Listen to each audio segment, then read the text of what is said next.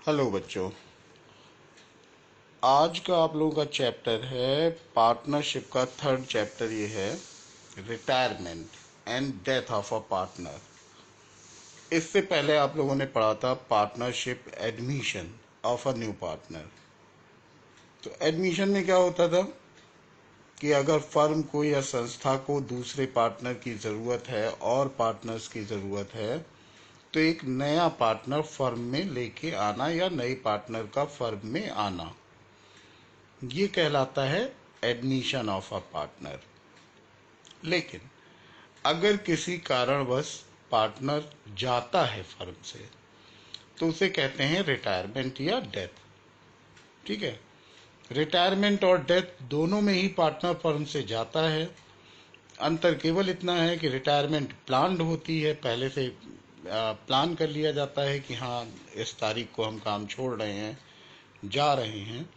और डेथ जो होती है वो अनप्लान्ड होती है। तो इस चैप्टर में हम लोग देखेंगे कि क्या अकाउंटिंग ट्रीटमेंट या क्या क्या काम करने पड़ते हैं when a partner leave the partnership form. पहला पैराग्राफ लिखा हुआ है meaning of retirement of partner. यहाँ पे लिखा हुआ है कि retirement of a partner means to discontinue to be a partner in the firm. अगर कोई व्यक्ति फर्म में साझेदार के तौर पर रहना डिसकंटिन्यू कर देता है, मतलब जारी नहीं रखता है, that is called retirement. A partner may leave the firm due to various reasons like old age, change of residence, on health ground, misunderstanding with other partners or due to any other reason। कोई partner firm को छोड़ने के उसके कई कारण हो सकते हैं। जैसे एक उदाहरण, इन्होंने कुछ उदाहरण दिए हैं, जैसे ओल्ड एज, मान लो पार्टनर बूढ़ा हो गया है, वो नहीं कर सकता काम। चेंज इन रेजिडेंस, उसके रहने की जगह बदल गई है, किसी दूसरे शहर में रहने जा रहा है। ऑन हेल्थ ग्राउंड, तबीयत खराब है। दूसरे साझेदारों के साथ मिसअंडरस्टैंडिंग है, झगड़ा वगैरह कुछ हो जाता है। ठीक है, तो such a situation is called retirement of a partner. ऐसी परिस्थिति को हम रिटायरमेंट कहते हैं पार्टनर की। So it means to leave the firm. तो रिटायरमेंट का सिंपल सा मतलब हुआ कि लीव द फर्म, फर्म छोड़ देना, किसी पार्टनर का फर्म छोड़ देना is called retirement. The partner leaving the firm is known as retiring partner और आउटगोइंग पार्टनर। जो पार्टनर फर्म छोड़ के जा रहा होता है उसे रिटायरिंग पार्टनर या आउटगोइंग पार्टनर कहते हैं। फिर आगे लिखा हुआ है according to section 32(1) of the Indian partnership act 1932 a partner may retire. इन्होंने बोला कि ये जो पार्टनरशिप एक्ट है हमारा 1932, उसकी धारा 32(1) के अनुसार कोई पार्टनर कब रिटायर हो सकता है? With the consent of all the other partners in the firm, बाकी सभी साझेदारों की सहमति से। In accordance with N express agreement by the partners, या कोई साझेदारों के बीच में एक समझौता हुआ हो। In case of partnership at will, ठीक है, by giving notice in writing to all the other partners of his intention to retire. और तीसरा तरीका हो गया कि अपनी इच्छा के अनुसार वो एक लिखित सूचना दे सकता है सभी पार्टनर्स को और फर्म छोड़ करके जा सकता है। अब इसके इफेक्ट क्या क्या होते हैं पार्टनर के रिटायरमेंट के? पहला, after the retirement of the firm the old partnership comes to an end. जैसे ही कोई पार्टनर रिटायर होता है पुरानी साझेदारी खत्म होती है, फर्म चालू रहती है, साझेदारी खत्म होती है। And the firm but the firm continues and a new partnership comes into existence among the remaining partner. Thus, retirement of a partner result in the reconstitution of the firm। होता क्या है कि जैसे कोई पार्टनर जाता है पुरानी साझेदारी खत्म हो जाती है, लेकिन फर्म चालू रहती है और एक नई साझेदारी बनाई जाती है। तो इसका मतलब हुआ किसी साझेदार के जाने पर नई फर्म का रिकंस्ट्रक्शन होता है। ठीक है, रिकॉन्स्टिट्यूशन होता है, मतलब फर्म के नियम कानून दोबारा नए सिरे से बनते हैं। सेकेंड लिखा हुआ है a retiring partner will not be held liable for the defects by the firm after his retirement. साझेदार के जाने के बाद अगर फर्म कोई गलतियां करती है तो उसके लिए रिटायर हुए पार्टनर की कोई जिम्मेदारी नहीं होती. However, he must give notice to that effect in case of sleeping partners. Such a public notice need not to be given. इसके लिए इन्होंने कहा कि हालांकि ये जरूरी है कि जो पार्टनर रिटायर हो रहा हो उसे एक पब्लिक नोटिस देनी चाहिए, मतलब एक एडवर्टीजमेंट पेपर इनके थ्रू बताना चाहिए, एक नोटिस दे देनी चाहिए कि हाँ मैंने ये फर्म छोड़ दी है, अब इस फर्म द्वारा किए गए कार्यों के प्रति मैं जिम्मेदार नहीं हूँगा. ठीक है, ऐसी पब्लिक नोटिस करने की जरूरत होती है. कुछ स्लीपिंग पार्टनर भी होते हैं. स्लीपिंग पार्टनर वो लोग होते हैं जो फर्म में पैसा लगा देते हैं लेकिन काम नहीं करते हैं, तो वो स्लीपिंग पार्टनर कहलाते हैं. तो अगर कोई स्लीपिंग पार्टनर है तो उसे पब्लिक नोटिस देने की जरूरत नहीं होती. अब क्या क्या होता है. Determination of amount payable to the retiring partner. हम लोगों ने पढ़ा था कि जब भी कभी कोई नया पार्टनर आता है तो वो पैसा ले करके आता है. गुडविल प्रीमियम का पैसा लेके आता है और कैपिटल का पैसा लेके आता है. ठीक उसी तरीके से अगर कोई पार्टनर जाएगा तो जाहिर सी बात है वो अपना पैसा ले करके जाएगा फर्म से. उसे कौन कौन से पैसे मिलने हैं ये सब बातें हम लोग आगे पढ़ेंगे.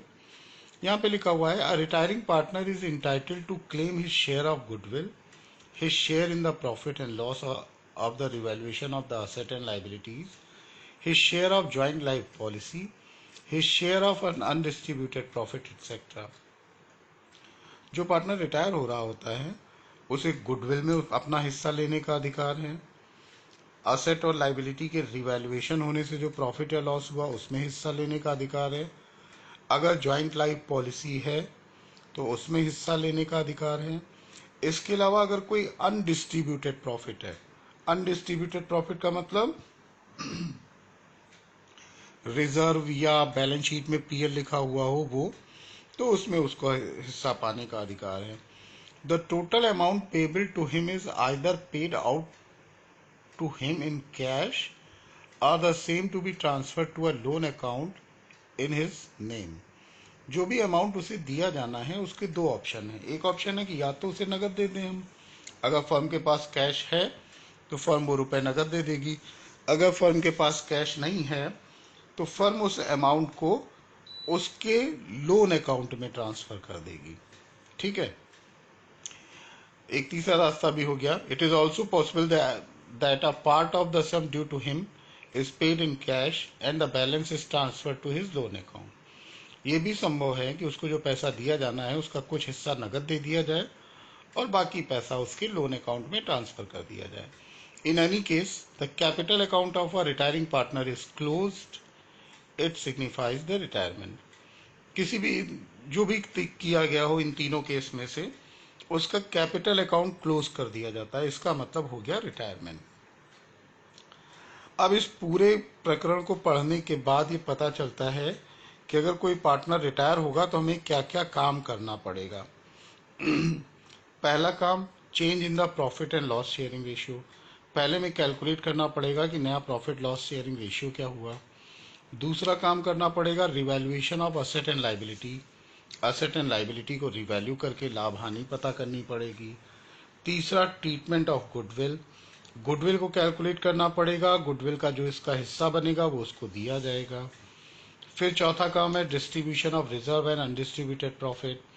अगर बैलेंस शीट में पहले से कोई रिजर्व या अनडिस्ट्रीब्यूटेड प्रॉफिट दिख रहा है तो वो बांटना पड़ेगा.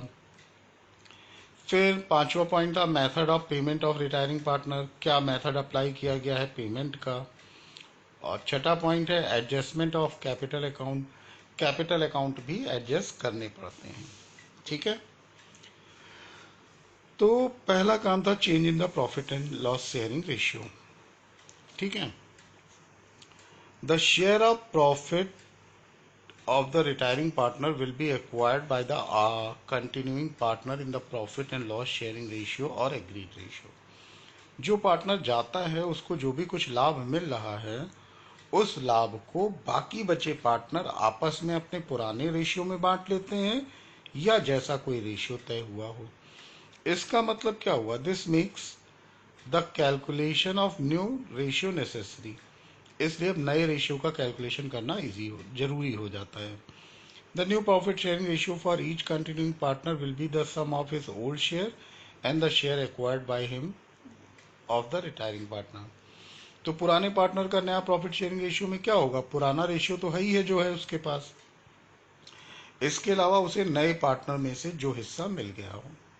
ठीक है, यहाँ पे अब कॉन्सेप्ट आता है गेनिंग रेशियो निकालने का। हम लोगों ने एडमिशन में पढ़ा था सैक्रिफाइंग रेशियो, क्योंकि वहाँ पे नए पार्टनर के आने पर पुराने पार्टनर्स का नुकसान होता था, उनका लाभ कम हो जाता था, तो वहाँ हम लोग निकालते थे सैक्रिफाइंग रेशियो।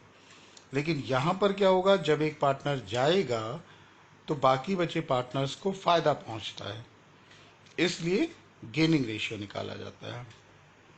गेनिंग रेशियो का मतलब हुआ the acquiring of the outgoing partner share will definitely increase the continuing partners ratio share. नए पार्टनर का जब शेयर ये पुराने पार्टनर ले लेते हैं तो जाहिर सी बात है उनका शेयर इंक्रीज कर जाता है। Hence the ratio in which the continuing partner decide to share the retiring partner share in the profit is called the gaining ratio. तो इसका मतलब क्या हुआ कि पुराने पार्टनर जिस रेशियो में जाने वाले पार्टनर का हिस्सा लेते हैं उसे हम गेनिंग रेशियो कहते हैं। ठीक है, गेनिंग रेशियो का फॉर्मूला हो सकता है या गेनिंग रेशियो होता है difference between old share and new share. New share minus old share अगर कर दें तो गेनिंग रेशियो निकल आएगा। अब यहाँ पे एक एग्जाम्पल दिया गया है, इस एग्जाम्पल को तुम लोगों को अच्छे से समझना है। कैसे किया गया है इसको हम किसी और वीडियो में तुम्हें बता देंगे। इसको तुम लोग अपनी कॉपी पे करने की कोशिश करना, कैसे किया गया है देखना। ठीक है, इनकी सबकी पिक अब इसमें इंक्लूड है, तुम लोग वीडियो पॉज करके इनकी पिक ले सकते हो। ठीक है, ये क्वेश्चन था, इसके 4 पार्ट हो रहे हैं। लगभग यही पॉसिबल तरीके हैं जिनमें हो सकता है ये। ठीक है, तो इनको तुम लोग देखोगे अपने आप। आसान सा कैलकुलेशन है, एडमिशन के समय फिर भी थोड़ा मुश्किल हो जाता है, लेकिन रिटायरमेंट में ये काफ़ी आसान काम है। ठीक है, तो इसको तुम लोगों को देखना है, समझने की कोशिश करना है, नहीं समझ में आए हमसे पूछना है, और वैसे हम इसके लिए एक वीडियो बना देंगे। ठीक है, तो रेशियो के कैलकुलेशन के बाद फिर अगला वर्क आता है हमारा revaluation of asset and liabilities. तुम लोगों ने एडमिशन के समय भी पढ़ा था रिवैल्यूएशन अकाउंट बनाने का, सेम कॉन्सेप्ट यहाँ पर भी है। ठीक है, उसी तरीके से रिवैल्यूएशन अकाउंट भी बनाया जाता है जैसे तुम लोग एडमिशन में बनाते थे। The retiring partner is having full rights of receiving his share of amount with effect of any appreciation in the value of asset and also liable for any depreciation in the value of asset till the date of his retirement। मतलब हुआ जो जाने वाला partner है उसको पूरा अधिकार है कि अगर कहीं कोई एप्रिसिएशन हुआ हो, किसी असेट की वैल्यू बढ़ी हुई हो, उस वैल्यू में अपना हिस्सा पाने का अधिकार है। इसके अलावा अगर किसी में डेप्रिसिएशन हुआ असेट में तो पैसा इससे लिया भी जाना है। Hence it makes the revaluation of assets and liability necessary। इसलिए जरूरी हो जाता है कि रिवैल्यूएशन किया जाए असेट और लाइबिलिटीज का। The accounting treatment regarding the revaluation of assets and liabilities is similar to as at the time of admission, with the only difference that here the profit or loss on revaluation is distributed among all partners in their profit and loss sharing ratio। यहाँ ये कह रहे हैं कि जैसे आपने admission में बनाया था बिल्कुल सेम प्रोसेस है यहाँ भी बनाने का, बस अंतर इतना है केवल कि रिवैल्यूएशन जब एडमिशन के समय पे बनता था तो जो प्रॉफिट या लॉस होता था वो केवल वो न्यू पार्टनर को उसमें शामिल नहीं किया जाता था। मतलब सारे पार्टनर शामिल नहीं होते थे, केवल ओल्ड पार्टनर शामिल होते थे।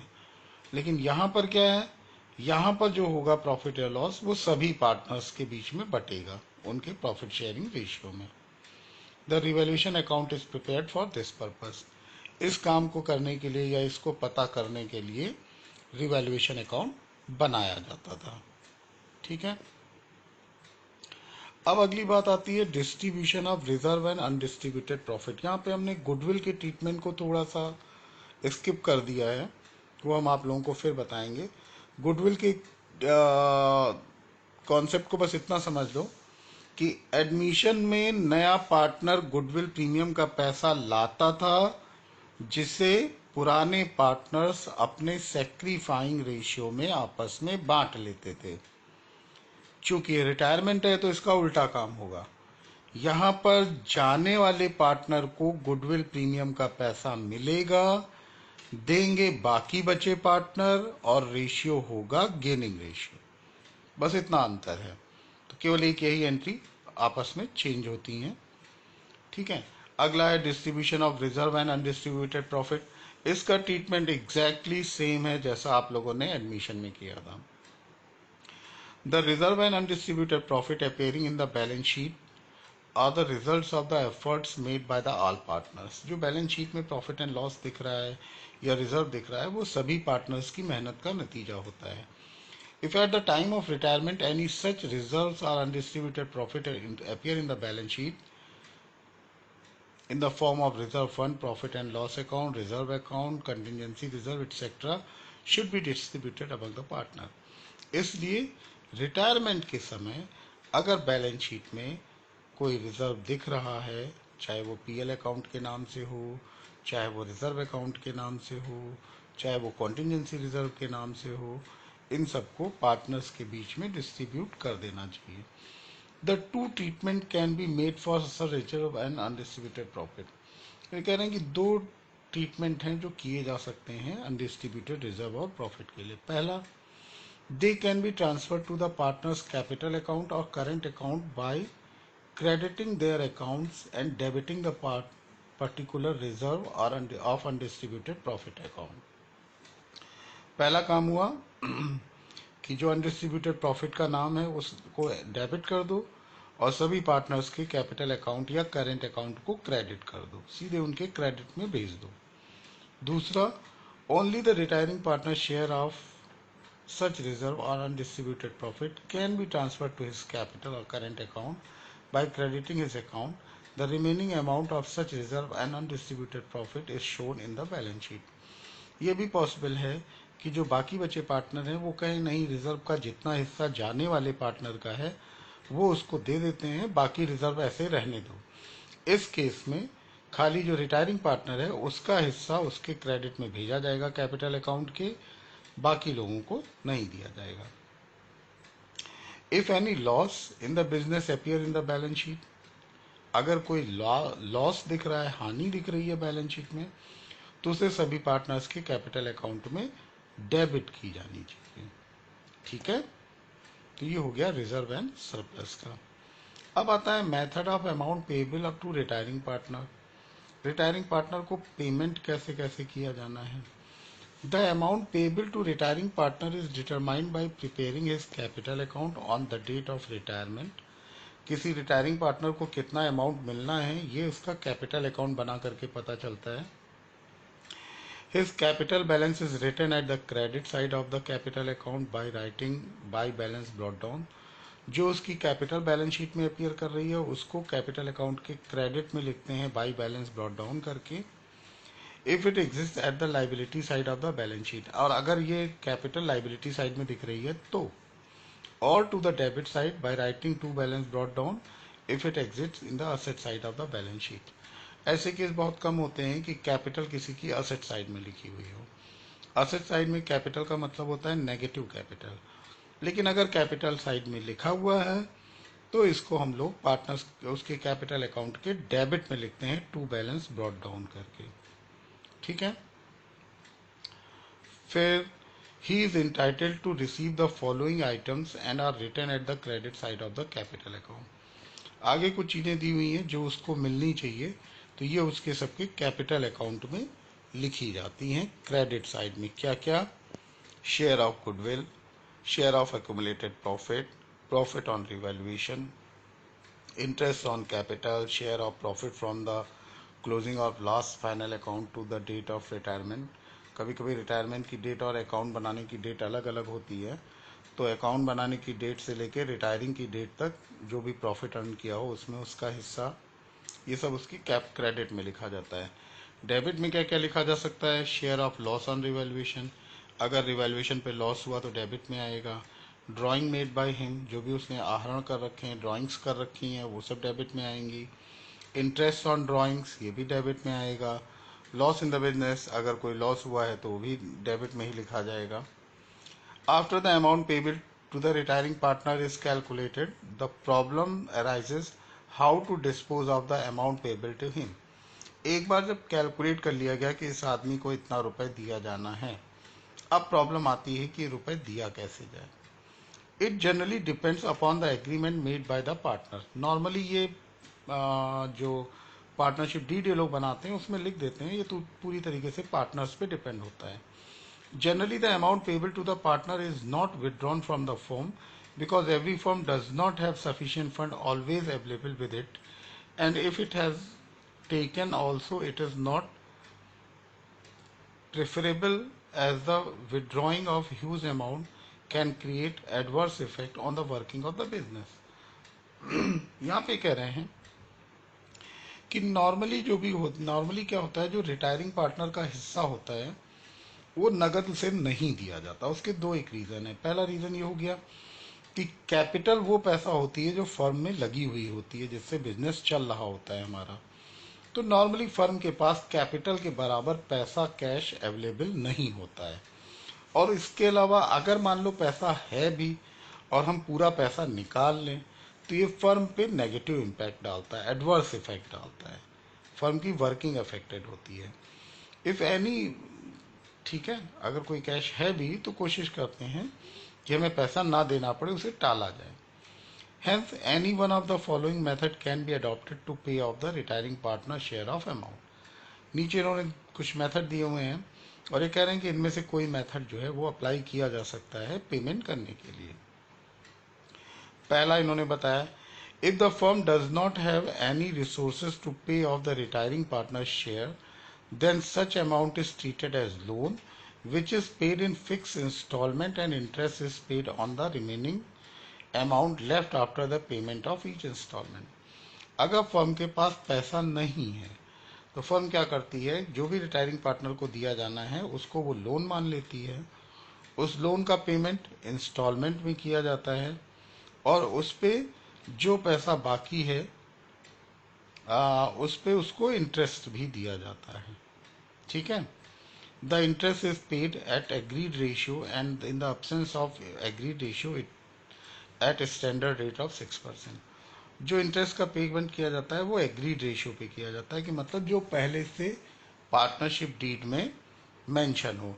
अगर नहीं है तो उस केस में ये 6% माना जाता है।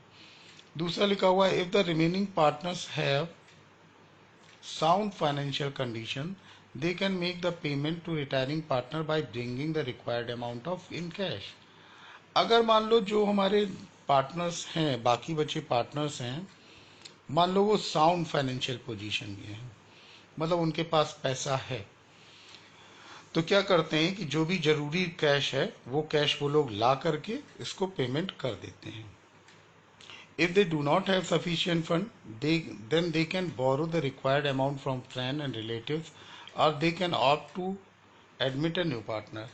अगर पैसा नहीं है तो वो बारो कर सकते हैं अपने फ्रेंड से, अपने रिलेटिव से, या वो ये भी कर सकते हैं कि नए पार्टनर को फर्म में एंट्री करा दें, क्योंकि नया पार्टनर फर्म में एंट्री करेगा तो कैपिटल के नाम पे कैश लाएगा ही। ठीक है। दे कैन ऑल्सो पे such amount by external borrowing, generally from bank, by giving the security of land and building, plant, stock, etc. इसके अलावा वो बैंक से भी लोन लेकर के पेमेंट कर सकते हैं, ये भी एक ऑप्शन है।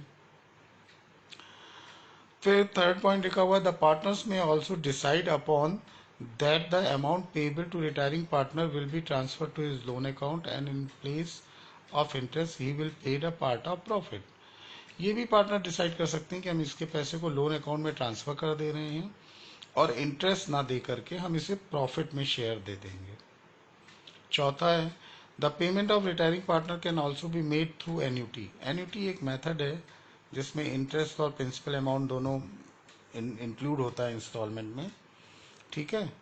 तो उस एन्यूटी टेबल एक होती है, उससे कैलकुलेट कर लिया जाता है कि इंस्टॉलमेंट कितने कितने रुपए की देनी है, और इसके लिए जो है एक एन्यूटी सस्पेंस अकाउंट बनाया जाता है जिसमें इंटरेस्ट को ट्रांसफ़र किया जाता है। ये मेथड तुम लोगों के सिलेबस में नहीं है, तो बस थोड़ा सा ही जान लो इसमें, ठीक है। तो इसमें टोटल इंटरेस्ट को इंटरेस्ट सस्पेंस अकाउंट में ट्रांसफ़र कर दिया जाता है, और हर साल का जितना भी इंटरेस्ट होता है उसको पीएल अकाउंट में ट्रांसफ़र करते रहते हैं, ठीक है। तो ये रहन दो, जानने को इस सिलेबस में नहीं है। अच्छा, फिर आगे लिखा हुआ है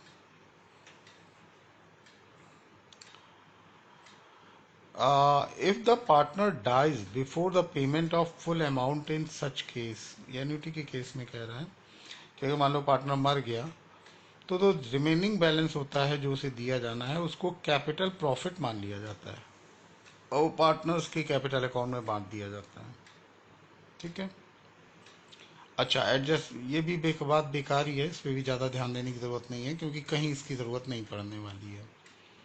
फिर एडजस्टमेंट ऑफ कैपिटल अकाउंट, अगर मान लो कंटिन्यूइंग पार्टनर पैसा लाते हैं या नहीं भी लाते हैं, अपने रेशियो को चेंज कर रहे हैं और वो चाहते हैं कि कैपिटल भी उसी प्रोपोर्शन में हो जाए, तब ये प्रॉब्लम अराइज होती है।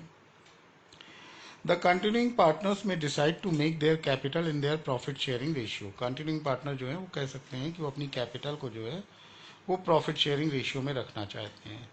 Under such case of specified capital is distributed among them in new profit sharing ratio and the closing balance of the capital is restricted to such amount। ऐसे केस में क्या होता है कि जो टोटल कैपिटल है उसको उनके नियर नए रेशियो में बांट देते हैं और क्लोजिंग बैलेंस कैपिटल का उतना ही होना चाहिए, कैलकुलेट कर लेते हैं इन लोगों की कितनी होनी चाहिए। अगर किसी का कम ज़्यादा है तो या तो रुपए ले आएगा या रुपए निकाल लेगा, ठीक है। अब अगला टॉपिक था death of a partner.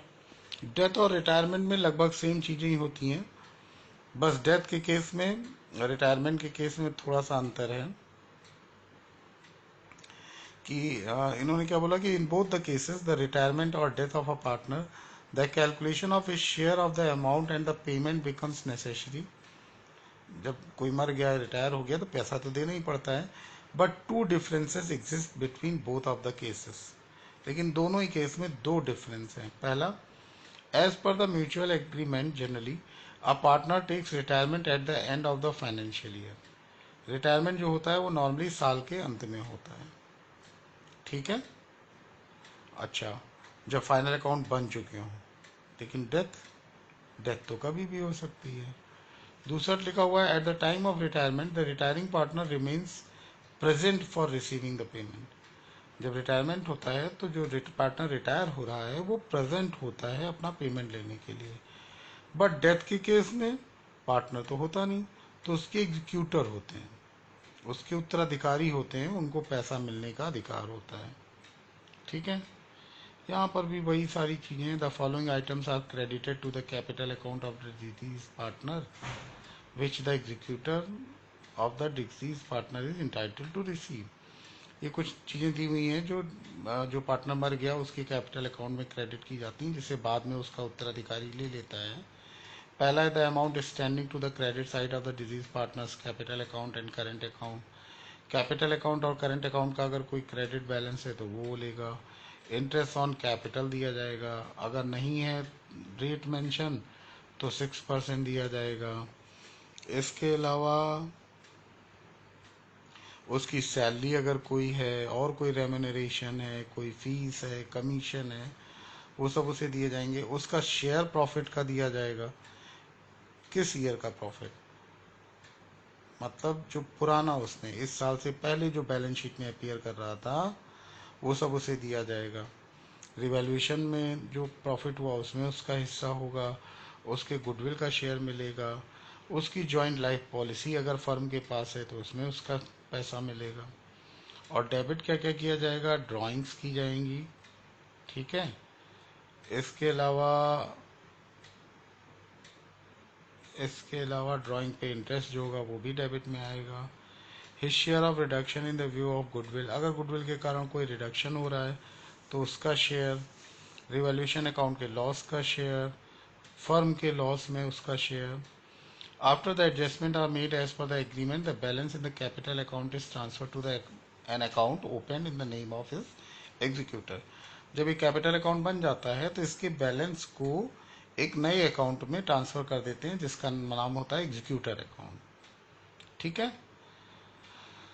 Generally the calculation of deceased partner share of profit create several problem. जो प्रॉफिट का शेयर कैलकुलेट करना है उससे कुछ प्रॉब्लम क्रिएट होती हैं. प्रॉब्लम ये क्रिएट होती है कि जैसे मान लो डेथ किसी की मिड ऑफ द ईयर हो गई, साल के मध्य में हो गई. अब प्रॉफिट तो पता किया नहीं जा सकता कि इस साल कितना प्रॉफिट अर्न किया गया. तो प्रॉफिट के लिए एक अंदाजा लगाना होता है कि कितना प्रॉफिट होगा. तो इसके लिए पार्टनर्स का जो पार्टनरशिप डीड बनाते हैं पार्टनर्स, उसमें मेंशन करते हैं क्या तरीका लगाएंगे वो. ये उसी की बात कर रहे हैं. Hence, it is already mentioned in the deed that how the profit will be calculated in case of death of the partner. इन्होंने कहा कि इसलिए पार्टनरशिप डीड में ये बात मेंशन होती है कि डेथ के केस में हम पार्टनर का जो पार्टनर मरा है उसके लिए प्रॉफिट कैसे कैलकुलेट करेंगे. In common there are two basis on which the calculation of deceased partner share of profit is made. Normally दो तरीके हैं जो अपनाए जाते हैं शेयर निकालने के लिए. जो पार्टनर मर जाता है तो उसका शेयर निकालने के लिए नॉर्मली दो तरीके निकाले जाते हैं. एक तरीका है टाइम पर के अकॉर्डिंग और दूसरा है सेल के अकॉर्डिंग. टाइम के अकॉर्डिंग क्या होता है, जैसे मान लो ये मान लिया गया कि पिछले साल जो प्रॉफिट कमाया है वही प्रॉफिट इस साल भी माना जाएगा. मान लो पिछले साल 20,000 रुपये प्रॉफिट कमाया और इस साल वो 6 महीने बाद मर गया था काम करके, तो ये मान लिया जाएगा उस टाइम का प्रॉफिट हुआ 10,000 रुपये. ये टाइम के अकॉर्डिंग हो गया. ऐसे ही सेल के अकॉर्डिंग निकाल लिया जाता है कि मान लो पिछले साल पूरे साल में 10 लाख रुपए की सेल हुई थी तो 1 लाख रुपए प्रॉफिट कमाया गया था, और अब की बार जब इसकी डेथ हुई है तब तक केवल 5 लाख सेल की गई है, तो मतलब 50,000 प्रॉफिट हो जाएगा. ऐसे करके प्रॉफिट के विषय में कैलकुलेशन कर लेते हैं. डेथ और रिटायरमेंट दोनों में लगभग न्यूमेरिकल प्रॉब्लम सेम सॉल्व होती हैं. खाली एक यही शेयर ऑफ प्रॉफिट वाली बात नहीं आ जाती है. बाकी सेम अकाउंट बनने हैं, सब कुछ सेम होना है. दूसरा अंतर ये हो गया कि पार्टनर जो है वो खुद पैसा लेने के लिए प्रेजेंट नहीं होता, इसलिए इसके एग्जीक्यूटर अकाउंट का ओपन किया जाता है और पेमेंट एग्जीक्यूटर को किया जाता है. तो ये इस चैप्टर की नॉर्मली थ्योरी थी. इसके न्यूमेरिकल हम लोग करेंगे किसी और वीडियो में. इसे ध्यान से सुनो, समझो, 2 बार सुनो, उम्मीद है समझ में आ जाएगा. ठीक है, तो इसे करो.